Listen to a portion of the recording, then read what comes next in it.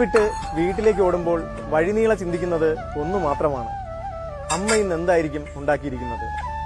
വീട്ടിലെത്തുമ്പോൾ ആദ്യം എത്തുന്നത് അടുക്കളയിലാണ്. പാത്രങ്ങൾ ഓരോന്നായി മറിച്ചു നോക്കും.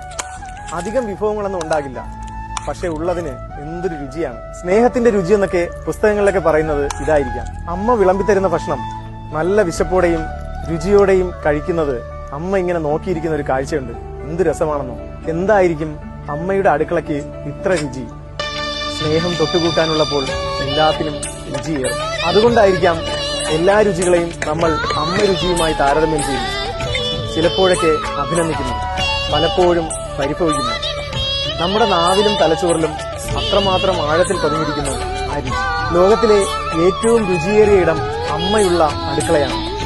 ഒരു വീട്ടിലെ ഏറ്റവും സജീവ